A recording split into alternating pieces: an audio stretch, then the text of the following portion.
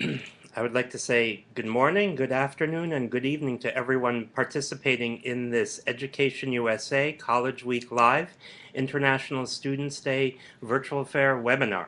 I'm so glad you could join us. My name is Christopher Medalis, and I'm the Regional Educational Advising Coordinator in Northern and Central Europe for Education USA. And today, I'd like to talk to you about graduate study in the U.S., including why you might like to choose the U.S. for graduate study, the steps you'll need to take to get there, the application and its components, and some suggestions on funding. So, first of all, let's define what is graduate study. Now, in the U.S., we use the term graduate study. In many other parts of the world, you might know this by the term postgraduate study. Basically, however, what this means is graduate study is the study after completion of the first degree, the first degree usually being the bachelor's degree. Now, graduate study is also divided into two different components or two different degrees. First of all, there is the master's degree, and that is a shorter program, usually 1 or 2 years. It follows the bachelor's degree. Then after that is the doctoral degree or PhD. This usually takes another 3 to 5 years beyond the master's degree. Now, you can recognize these because master's degrees usually have M in their abbreviation, and doctoral degrees usually have D's in their titles. So, why might you be interested in pursuing graduate study? Let's talk about that first. First of all, pursuing graduate study can help you with your personal development and growth, also your professional development and growth. It can help you gain a competitive edge on the job market and give you better employment opportunities. Studies have shown that people who have graduate degrees earn higher income levels and thus have a better salary. Also, if you have some ambitions in your career field, you might need to pursue a master's or a doctoral degree to make sure that you can get there. Now, when talking about graduate study, of course, today, I'd like to encourage you to consider choosing the U.S. as your destination of choice for graduate study. And I can give you several reasons why you should consider study in the USA. First of all, we offer particular advantages. The quality of our higher education institutions is among the top in the world. Our facilities, our resources, our research laboratories, our faculty, our professors are among the best in the world. Also, we have very strong quality control measures through our accreditation, and also our universities are generally financially healthy and have enough money to sustain high-quality graduate programs. Rankings, although we don't want to choose a university just based on rankings, our U.S. universities are rated among the top in the world, I'm proud to say. Also, the U.S. is the world's leading knowledge-based economy. We spend 3.3% of our annual GDP, gross domestic product, on research and development. That equals about $55 billion spent annually by and at U.S. universities. We lead the world in the number of patents and technology inventions, and also we produce the majority of the world's citations in academic research. Also, 70% of the world's Nobel Prize winners are working in the U.S.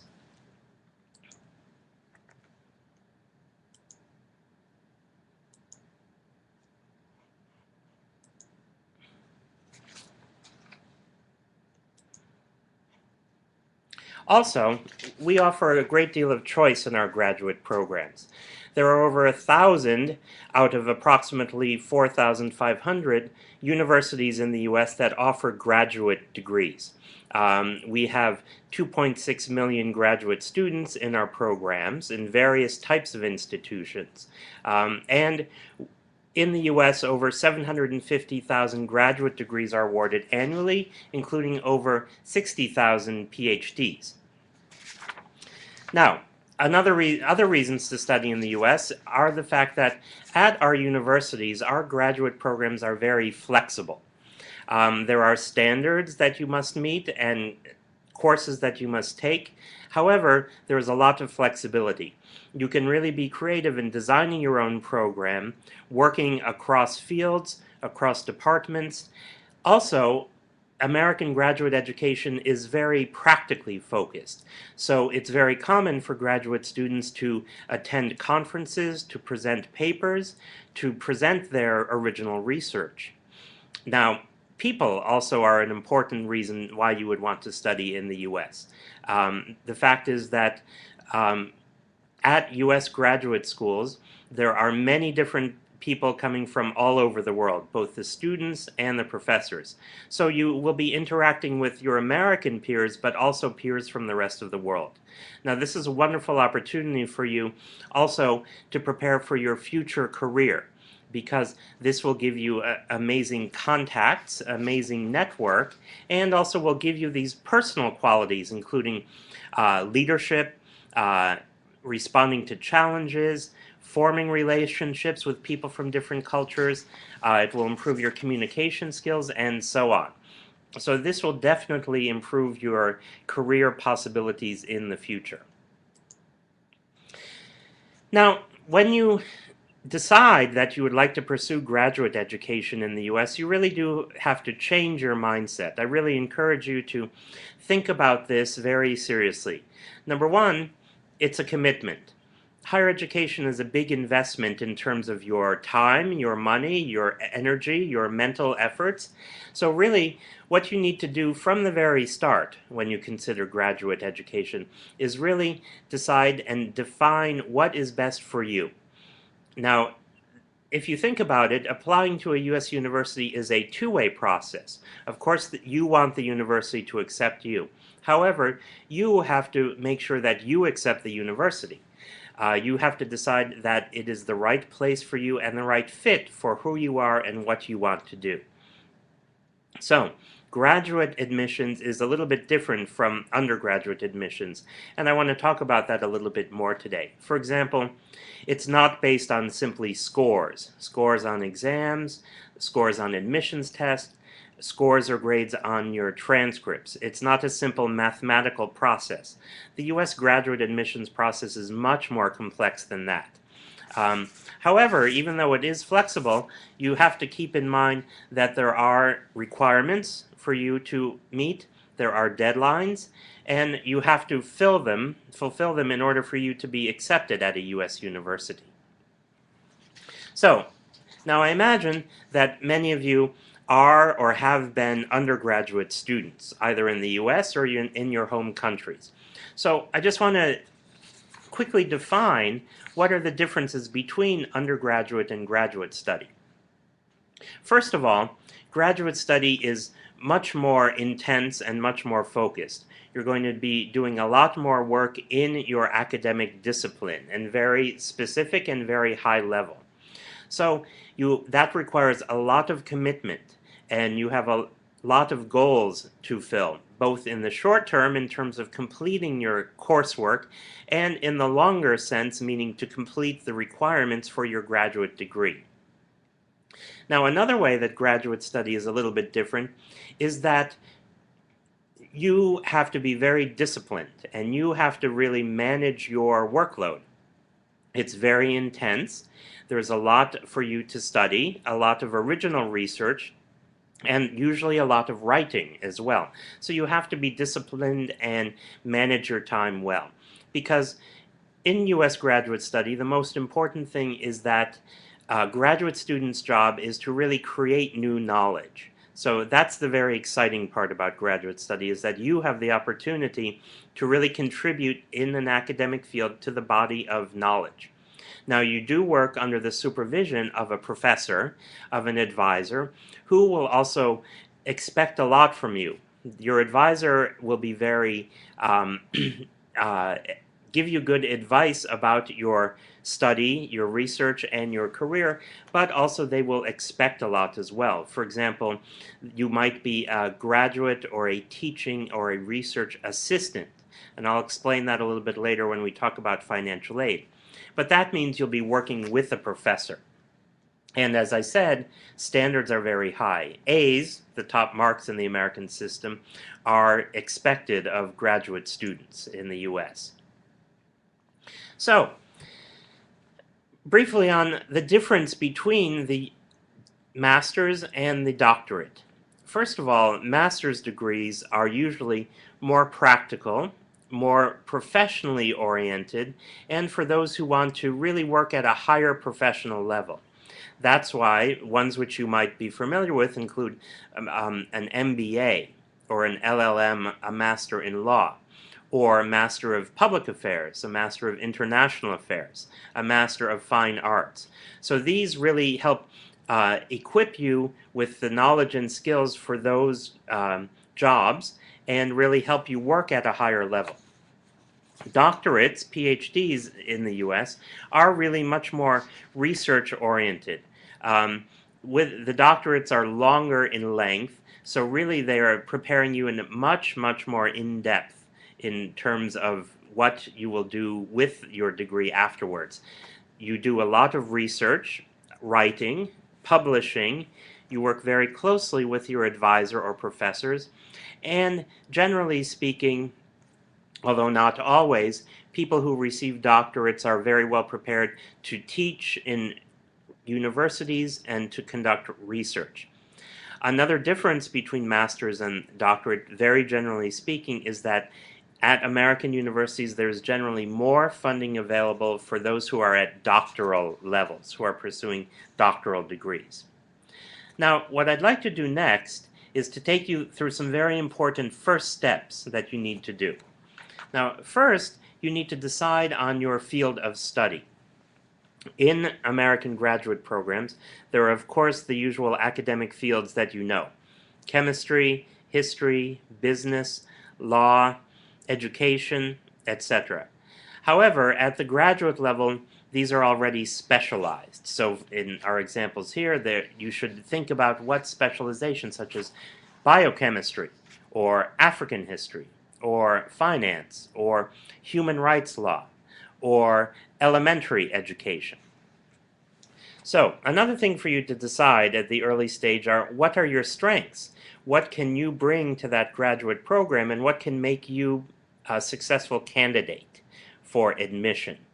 And to do this, I would say you really have to think about it. Have a dialogue with yourself about what motivates you. What are your passions? What is it that you really want to do in life and in your career? Also think about, one way to do this is to project, where will you be in the year 2020? Where would you like to see yourself in your job and your life? This will help you think about your graduate studies. Now, another thing that I encourage you to do early on is to do the research. As I said, graduate education is all about research. So even before you get to an American university, you should really do your research, do your homework. First of all, I encourage you to visit our Education USA advising centers in your country to find a graduate school that fits your needs. You should also do research on the internet. It's useful to use websites for searches specifically about your graduate studies, your graduate field of interest, and also please do look at the university's websites as well. And when you're doing this, again, you shouldn't really just look at the name of the university, because universities all have different strengths and different concentrations. So when you're looking at a university, you should really find out if they are strong in your academic field. Also, do they have the specialization that you're interested in? Another thing to look at is, do they say on their website that they offer funding to international students? Also, try and see about the research opportunities and other practical opportunities, such as internships, jobs, etc. When you're doing your research, also take a look at the admission requirements. The universities are very clear about what will they require from you in order to apply and be admitted. Another thing for you to research is find out who else went to the university. Who else from your circle of acquaintances? Who else from your country? Who else from, let's say, Nobel Prize winners went to that university? Because an important part of graduate study in the US is making these contacts and forming a network of people who you will be involved with throughout the rest of your career. So try and find out during your research who went to that university. Now, here's where you can look for such information. As I said, use the Education USA Advising Center in your country to find graduate schools. Also, some of the educational guides and websites include Peterson's, grad schools, and Hobson's. They're good for starting your general research. I recommend those. Also, university websites.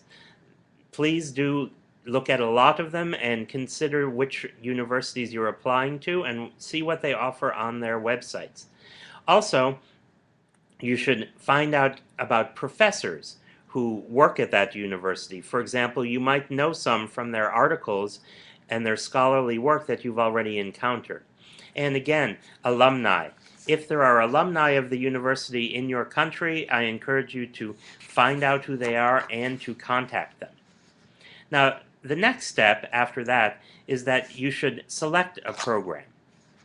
So, as I said, you need to decide on your academic field and specialization, define your own personal goals and objectives, then find out where the best programs are. It's very important that you choose a range of programs. Don't just apply to one university, but to many universities. That's a very wise strategy while selecting. Now, here's a little bit of advice of how you can define your criteria when you're looking at the universities. First of all, you should find out about the quality of the university and its reputation. It's not only about the name. Don't only go with universities that are famous in your country. American universities, and we have over 4,000, have very good reputations and are very well known. You might not have heard of them at this point, but basically you have to find out about their reputation from others. Also, find out about how competitive they are, and do you have the right requirements that will allow you to gain admission. You should find out about funding. You should find out about the class demographics, about what it's like to live there, about the professors on the campus, about their research and their publications. So all of these things you should define for yourself, and then you can find out these things when you're doing your research. Now, another thing that I want to stress again is the importance of finding the professor, the right professor at the university, because in American graduate study, this is very important. You will have a personal, meaning a professional, but very close relationship with your supervisor. And this is the person who will help guide you throughout your studies and through your degree. So in some sense, it's much more important that you find the right professor and choose the university based on that. Not about the university itself, but make sure that you have the right professor. And I would encourage you to be in touch with that professor who you're interested in studying under. Now, you should communicate by email. You can find the professor's emails on the department's websites, usually, and introduce yourself. Say that you're a student from your country and that you're considering coming to study at the university, and show that you're familiar with the professor's research and topics, and then ask if you could communicate with him or her further and to find out more that way about admissions. Now I'll go through application components a little bit more in a moment. But also, I want to tell you now that this is going to take a while. As I said, it's a commitment and you have to change your mindset. Applying to an American university is a complex process and you really do need to plan it out well. So, the U.S. academic year begins usually in September. So what you need to do is to start working at least a year ahead of time. So more than a year ahead of time, you should be doing this consideration, your research, selecting schools, reaching out and communicating with professors, and then planning your essays and cultivate the people you're going to ask for recommendation. Then, in the autumn of the year before you want to enroll, you should take the standardized tests, you should compile all of the application materials, and then you should complete and submit all of the applications. Now, application deadlines do differ from university to university, but for many of them, for graduate school, it is on January 1st. Now, in the spring is when you'll hear back from the universities, and they'll let you know of their decisions about your admission and your funding. You'll have a certain amount of communication with them about this, and a negotiation in some cases. Then, in the summer before, you will prepare yourself, and then you will travel to the U.S. in September to start your program usually. Now, during this whole time, especially let's say in the spring and summer after you've completed your application, you shouldn't just wait and do nothing. These are great opportunities to continue interacting with the university. You should interact with the admissions office, with current students, with alumni in the country. If the university is visiting your country, you should definitely attend their information session. You can check with your Education USA Advising Center to see if that's happening. Also, do your research online. Take a look at blogs and postings from the students and about the admissions process. This is really great information that's out there, which is something extra, but again, something I think it's very important that you do. Now, I want to talk a little bit more about admissions and let you know what are admissions looking for. Now, they're looking for a complete picture of you. In U.S. university admissions, as I said before, it's not just about your scores or your class rank or a numerical evaluation of you. These things are important, but they're only part of the larger picture. The word that we use to describe what U.S. admissions offices do is really holistic. They're looking at the whole person, and that's why during the complex graduate admissions process, they're trying to get a sense of who you are. Now, they want to know about your motivation for studying, about what your goals are to do with a degree afterwards. Of course, they want to know about your academic ability and what you've accomplished in the past. However, they're also looking to see how good a communicator you are in terms of your knowledge of English, but beyond that, your writing and your speaking, your productive skills, since graduate students are often producing new knowledge through their research and distributing and publishing it. Now, they're also looking to see what is your potential for success. They don't want to admit you and then see you fail. They want you to succeed. So, if they admit you, they will do what they can to help you succeed. Now, they're going to be looking for how they can decide this. Readiness for study, what is your self-discipline? Have you shown that you have good work habits, that you can be a team player, but also you do well independently? Also, that you have very original ideas about your field and can contribute to the field and the corpus of knowledge. These are all things that graduate schools are looking for. And here's how they find out and assess you as a candidate.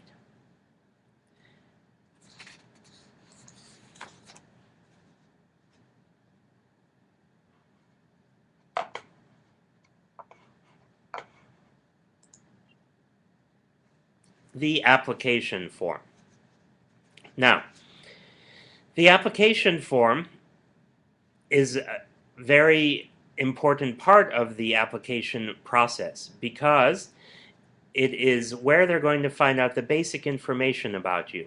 This includes the bio data and information about where you've studied in the past, and it basically nowadays is almost always online. So you do have to be prepared to submit the application form online. Now, with the form, you'll need to pay an application fee. And the fees vary very much by university. They can be around $100. They may be more in some cases. There's also something called a fee waiver. And you can request, if you show financial need, that you can waive the fee for the application. Now, another important thing is, as I said, you need to know when the deadline is and don't miss the application deadline. The deadlines vary. Generally speaking, for graduate school in the U.S., many of them are January 1st. However, some are as early as November 1st, and some are as late as May 1st. So every university, even every department, each department within the university has a different application deadline. So make sure you keep that in mind. Now, in addition to the basic application form, you're going to need to send your academic records or transcripts. This is the academic work that you have done so far in your undergraduate degree, also possibly your high school as well, might or might not be required. These do have to be official, which usually means that they are stamped or signed by your undergraduate university. Also, an English translation is required. Now, some universities ask for you to send your transcript to a third party. Usually this is a company which does credentials evaluation. And this company will basically interpret your credentials, your transcripts for the university. Some universities will ask you to do this and some will not. Now, what are they looking for in your academic records, in your transcripts? They're looking for your GPA, which is your grade point average. They're looking for the strength of your undergraduate institution, in other words, how high quality it was where you studied and did your first degree. They'll also look at the courses that you took. They want to look at the courses to make sure that you are academically prepared for the program that you are applying for. Also, in your transcripts, in your academic records, they should see some indication of your area of specialization or your area of research. And that will help to solidify your interest and how you appear to them as a candidate. Now, the third component of applications are the essays, or sometimes these are called the statement of purpose. Now, these are required by all U.S. graduate schools, no matter what field of study you're going into. And these are a very important component of the application. And you should really focus on it and take a lot of time to make sure to do this well, to do it right. Now, as I said, the U.S. admissions process is really holistic, and they want to see you as a whole person. So you have the opportunity to show this to them in the essay. Now, the essay is a way for them to get to know about you and your interests and who you are and what you've done. Again, they will have your transcript and your grades, but they want to know a little bit more about you. Also, this allows them to compare you to other applicants, and it also allows you to have the opportunity to show how you stand out, to spotlight you, for you to share your personal story about your motivation, about your character, and about your potential. Really, I can't stress enough how important a well-written essay is to the admissions process. Now, here are a few tips on what makes a good essay for admissions. Now, they should be very clear and concise and specific. As applications are usually done online, you often will have a character or word limit given to you. So you have to say what you want to say, but in a very concise way, and make sure you're getting your point across. Now, another way to approach an essay is think of it as an interview. Interviews might be a part of the application process, but since you're in a foreign country, usually not. So think about what you might say in an interview and write it in your essay. For example, focus on your own experiences, on your conclusions, and what lessons you learned. Also, in the essay, it's not only about the past. It's not only about your past, but also it's about the future. So, again, personalize it and tell them what you would contribute to their university, to their academic department. This is your chance to show why you are a good match for them. Now, I also encourage that you are very neat, meaning that, again, you're concise and that you use the proper language. However, you also have to be original. Make sure don't copy any phrases from anywhere. You should be very professional, again, not very amateurish, but show that you are a responsible adult who's worthy of admission there. And also, you shouldn't exaggerate too much. You really do have to be honest and realistic. Don't promise them that you're going to be the best student ever in the world that they've ever seen. Be realistic, tell them who you are, be proud of who you are, and also make sure that you don't make anything up. It's good to show your interest in the essay in your area of research, so do talk about your research and what you're interested in researching and in learning there. Now, also, this is a very difficult process, writing a good essay, and there are lots of people to give you good advice about this.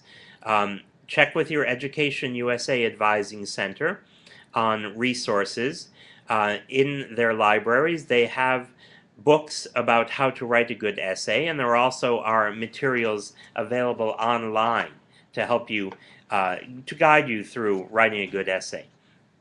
Now, a few tips about what you should not do, what I say don't do for an essay.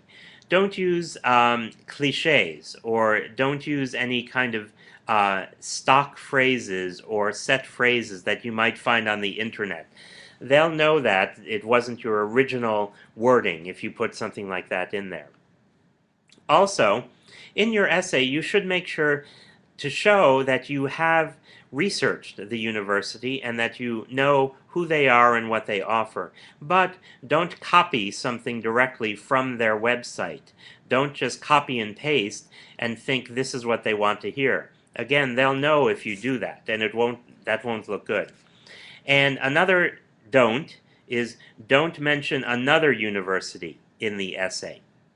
For example, even if you're using the same essay text with applying to several universities, make sure that you remove the name of the other university. You don't want one university to read something from you that says, I want to apply to X university, when in fact you are applying to Y university. That's unfortunately all too common mistake. So in other words, just make sure that you're careful in your proofreading of the essay. It's a good idea to have someone else read it for you as well, if there's someone that you know and you trust, and also for the English as well. It's a good idea to have someone proofread your essay. Now, again, to sum up, in your essay, you really should show who you are as a person. And here are a lot of different characteristics I've listed on the screen about different things that you can focus on and how you can demonstrate your personal side in the application essay. Please do try and work some of these into your essay. It'll make it very strong when you show these things. Now, here's some advice from admissions committees from universities. Here's something from an admissions director from Stanford University. And your personal qualities and contributions, everything about you that makes you who you are, suggests how you see the world and what shape the perspective you will bring to future classmates. That is what they're looking for when in your essay. Now, in addition, something that the admissions committees are going to look for in all of your application components are the following. They want to see that you are a good writer, that you have good English, that you have good experience in your undergraduate program and some research experience. Computer skills as well, since most work at graduate schools in the US is done on the computer. Um, especially if you're going for a doctoral degree, they're going to be looking for any teaching experience you have. And generally speaking, it's just good to show that you have updated knowledge of the field that you're intending to study in. Now, another component of the graduate application is the curriculum vitae, or CV for short, also known as a resume in American English. And there are two slightly different things. A CV is usually used by someone who is in an academic position or in a research position. And this really does give a summary of both the academic and education background, but also any teaching, research, publication, honors, and awards experience. So the CV is really used by people who are at a higher level in their profession and going into an academic track. Now, a resume, on the other hand, is a little bit more, let's say, narrative, and it's a summary of all of the things that you've done to date, whether this is an academic, professional, extracurricular, community, etc., and generally shorter. So what the university requires will differ from program to program, but basically, just so you know that you are going to need this document, which is a summary of your experience to date. Whether it's a CV or a resume, it will differ program to program and university to university.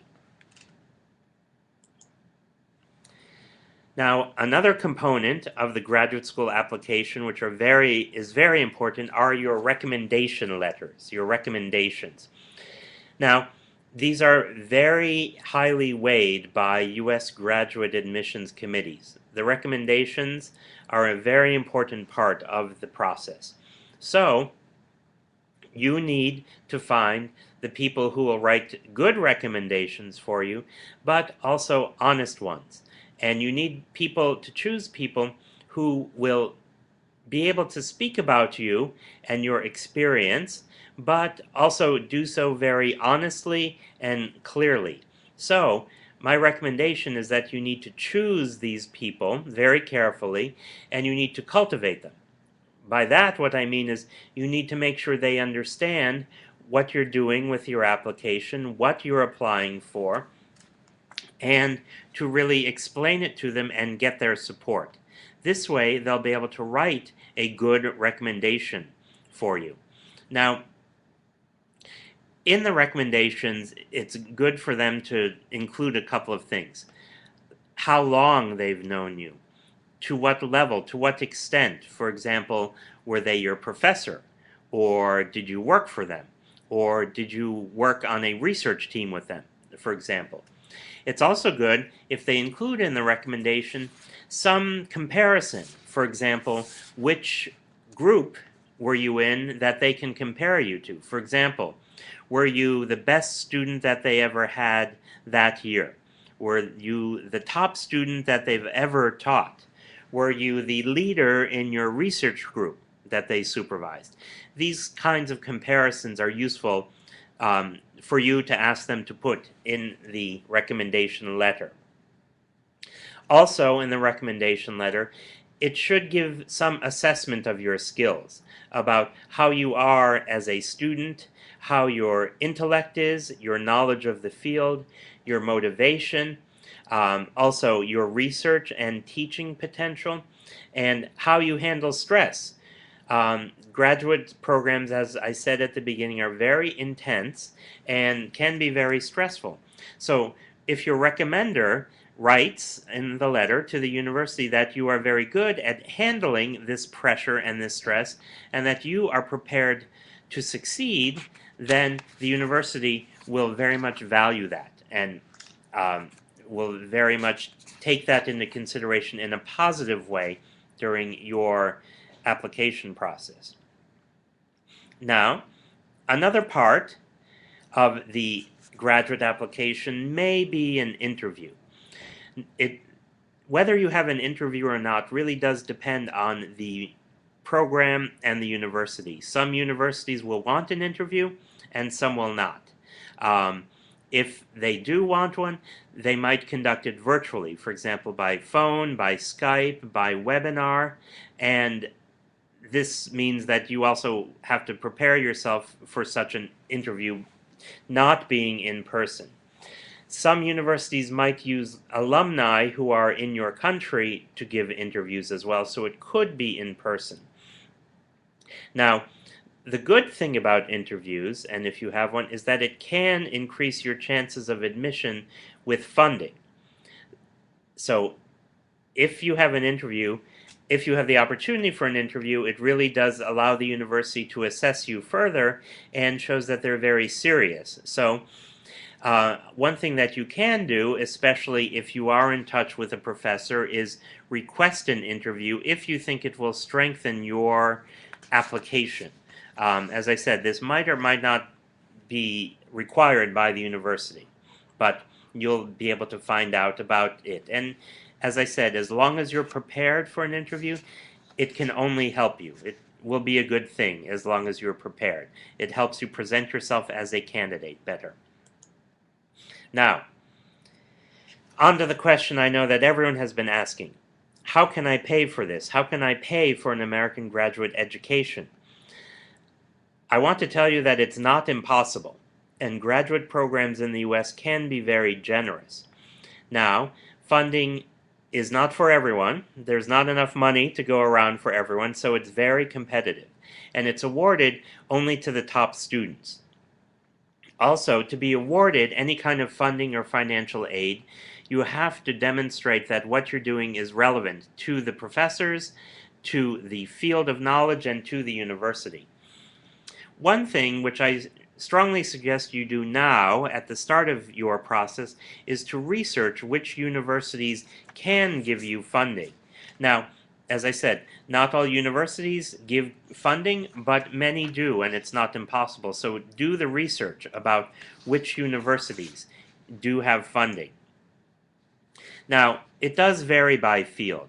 For example, if you're studying in science and technology or engineering, chances are very good that you will be awarded funding for this. 82% of PhD and 55% of master's candidates are awarded funding in the STEM fields.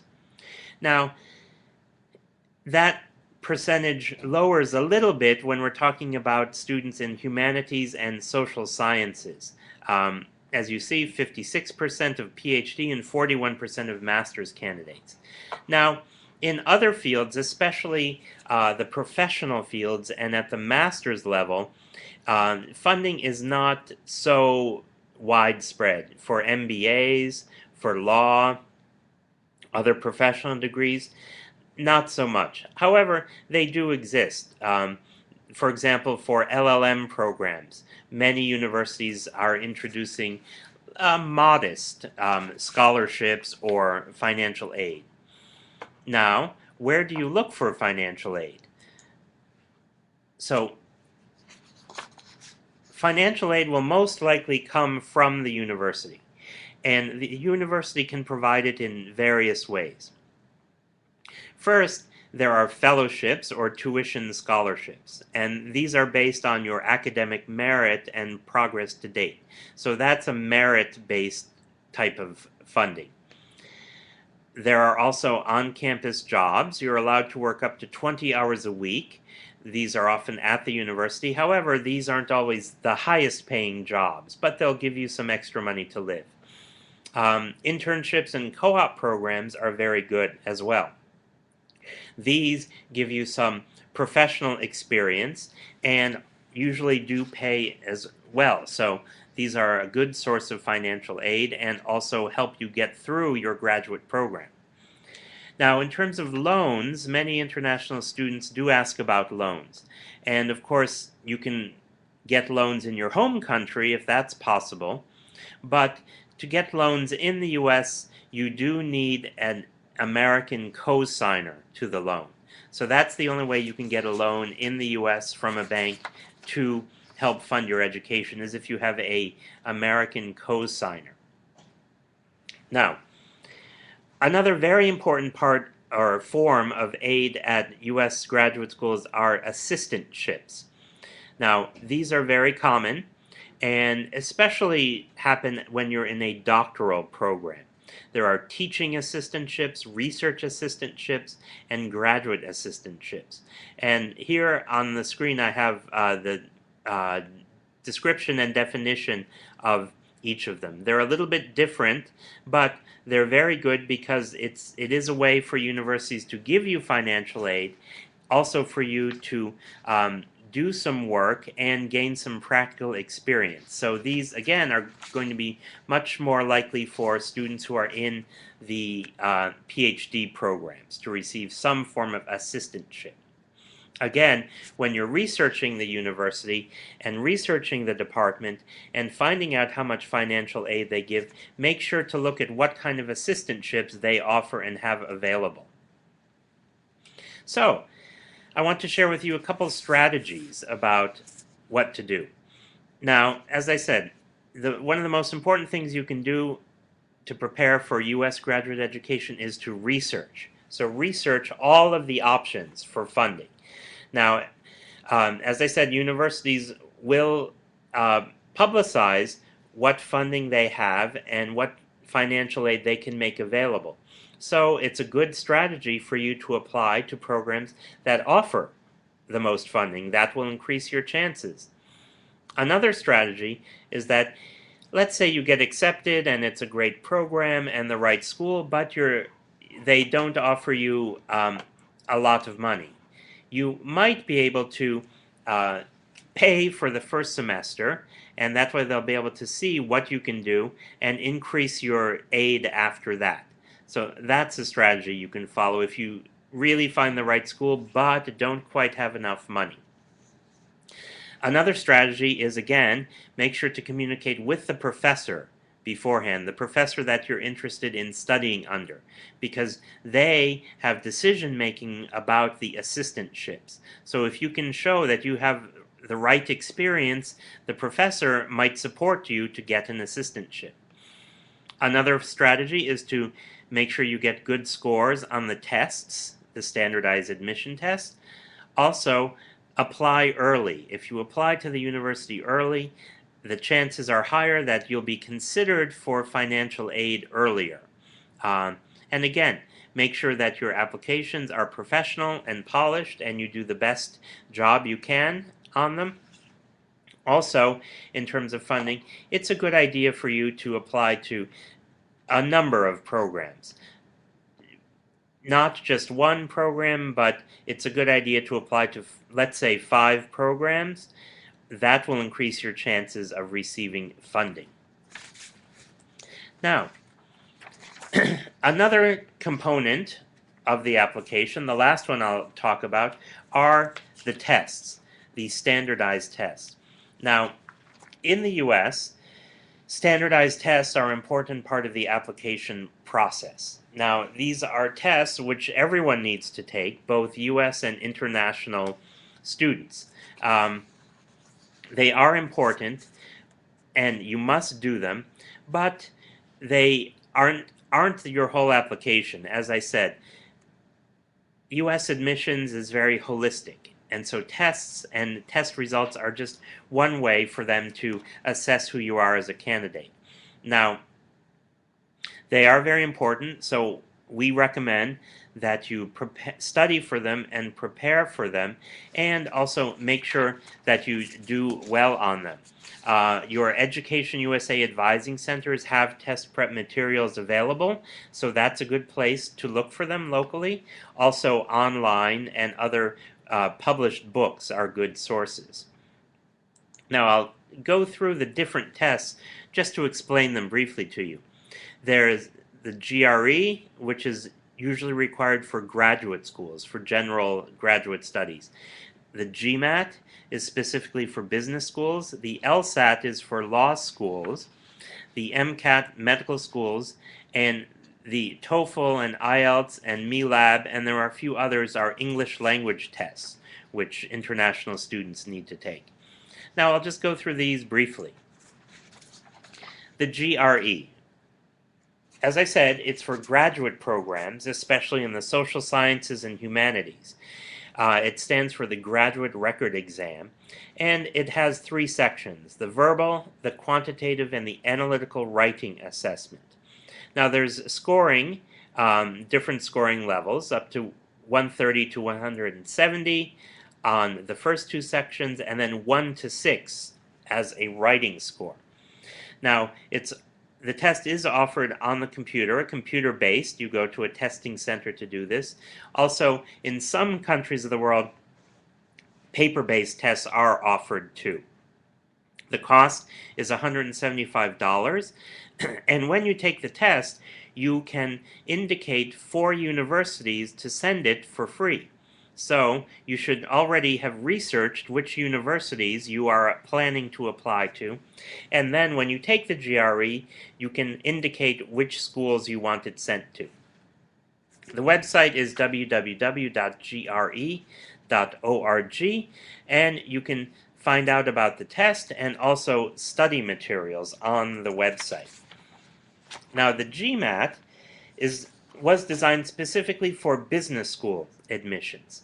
It has 4 sections: a verbal, quantitative, the analytical writing assessment, and integrated reasoning. The score is 200 to 800 with, again, 1 through 6 on the writing section. It's a computer-based test, and it's computer adaptive. What computer adaptive means is that it helps find the level where you are at in your knowledge and helps you advance to the next level. So the computer adaptive test mixes the questions in the way that helps you really achieve the good and accurate score of what you are, with where you're at in your knowledge.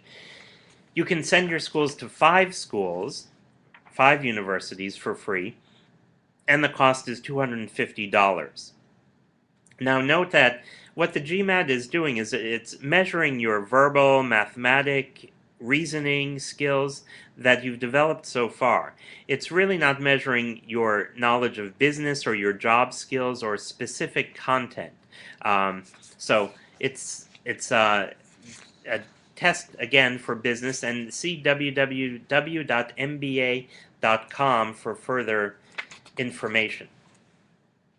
Now, the TOEFL is the test of English as a foreign language, and it's available at 4,500 test centers in 165 countries. Over 27 million people have taken it thus far. So, some universities will waive it if you can demonstrate that you have strong command of English or you've studied in English before, but if you can take the TOEFL and score high, it's a good advantage for you in funding. It shows that you're very well prepared. Now, this is another internet-based, computer-based test. You go to a computer testing center to take it.